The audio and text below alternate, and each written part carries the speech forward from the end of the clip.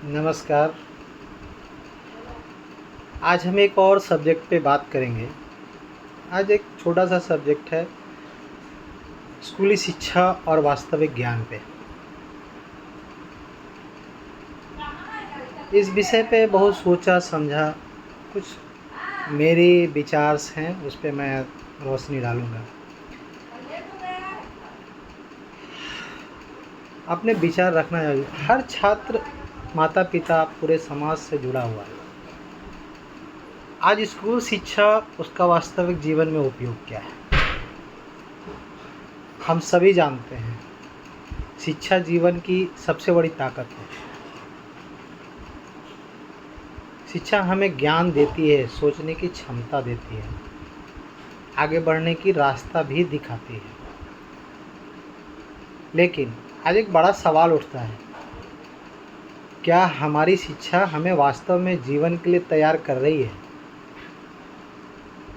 आज स्कूल में बच्चे गणित, विज्ञान, इतिहास, भूगोल पढ़ते हैं, वे परीक्षाएं देते हैं, अच्छे अंक भी लाते हैं और आगे भी बढ़ जाते हैं। इसमें कोई शक नहीं है। यह शिक्षा का सकारात्मक पक्ष है, मतलब पॉजिटिव साइन है। लेकिन अगर हम ध्यान से देखें तो हमें यह भी समझ में आता है कि किताबी ज्ञान, वास्तविक जीवन का अनुभव, दोनों अलग अलग चीज़ें हैं। आज कई छात्र गणित के सवाल हल कर लेते हैं, कठिन सवाल हल कर लेते हैं। उन्हें यह नहीं पता होता, कर लेते हैं, लेकिन उनको ये नहीं पता होता कि बैंक में खाता कैसे खोला जाता है, बजट कैसे बनाया जाता है, या डिजिटल पेमेंट सुरक्षित तरीके से कैसे किया जाता है। इस तरह के कई छात्र विज्ञान के सिद्धांत याद कर लेते हैं, लेकिन अगर कोई अचानक दुर्घटना हो जाए तो प्राथमिक उपचार कैसे दिया जाए, उन्हें यह नहीं पता होता। ये एक डार्क साइड है। यानी पढ़ाई तो हो रही है, इसमें कोई शक नहीं है, लेकिन जीवन की तैयारी अधूरी रह जाती है। इसलिए आज ज़रूरत है शिक्षा प्रणाली में थोड़ा व्यवहारिक ज्ञान को भी उतना ही महत्व दिया जाना चाहिए।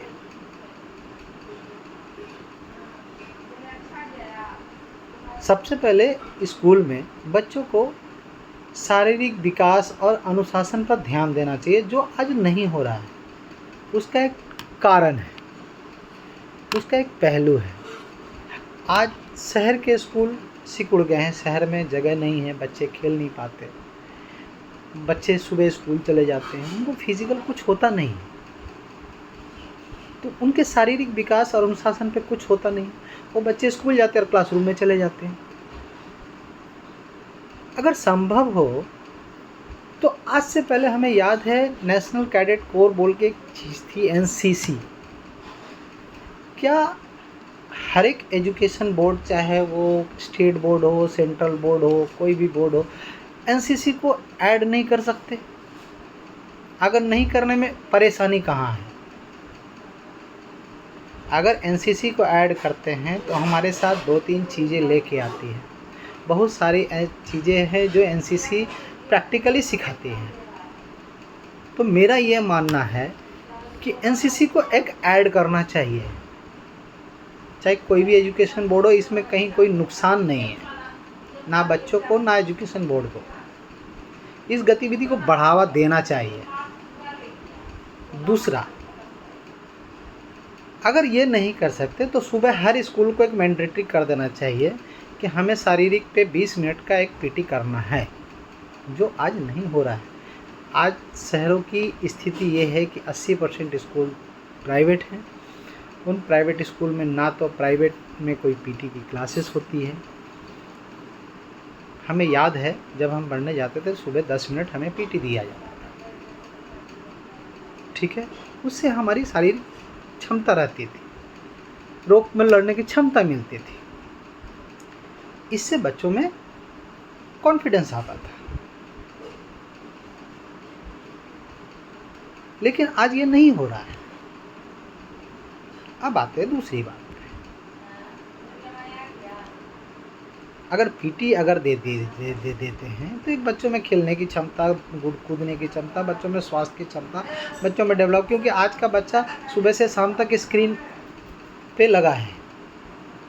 और स्कूल वाले भी इसको प्रमोट करते हैं क्योंकि उन्होंने सारे चीज़ इसको मोबाइल पे दे दिया। आज का युग डिजिटल युग है, इसलिए बच्चों को कंप्यूटर और डिजिटल शिक्षा दी जानी चाहिए। लेकिन हकीकत क्या है? आज एक स्कूल में आप चले जाएं, बड़ा से बड़ा स्कूल हो प्राइवेट का, इसमें 4000 बच्चे हैं। अगर आप ढूंढेंगे तो उसमें कंप्यूटर मुश्किल से 20, 22, 25, मैक्स टू मैक्स 50 मिलेंगे, इससे ज़्यादा नहीं मिलने वाले। आप हमें स्कूल में डिजिटल बनने के लिए बोलते हो, लेकिन ऐसा होता प्रैक्टिकल लाइफ में तो ये होता नहीं।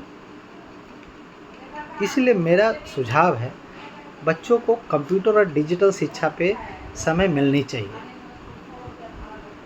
अगर कक्षा 8 तक ही बच्चों को कंप्यूटर का बेसिक ज्ञान, इंटरनेट सही उपयोग, साइबर सुरक्षा शिक्षा सिखा दिया जाए तो भविष्य की दुनिया के लिए ज़्यादा तैयार हो सकते हैं। इसके साथ स्कूल में फाइनेंशियल शिक्षा भी होनी चाहिए।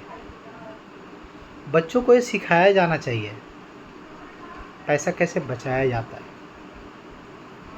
बजट कैसे बनाया जाता है, हमारा फाइनेंशियल सिस्टम कैसे काम करता है, हमारा बैंकिंग सिस्टम कैसे काम करता है, मुश्किल वक्त में अगर आपके घर के मुश्किलात है तो उसको कैसे संभाल सकते हैं, इस पे शिक्षा दी जानी चाहिए। इसके अलावा स्कूल में मॉक ड्रिल होना चाहिए, आपदा प्रबंधन भी सिखाया जाना चाहिए, जिससे आग लगने पर क्या करना चाहिए, भूकंप आने पर समय से सुरक्षित कैसे रहना चाहिए, प्राथमिक उपचार कैसे देना चाहिए। दोस्तों, शिक्षा का उद्देश्य केवल अच्छे नंबर लाना या डिग्री हासिल करना नहीं होना चाहिए। शिक्षा का असली उद्देश्य ये होना चाहिए कि एक समझदार, जिम्मेदार, आत्मनिर्भर इंसान कैसे बने।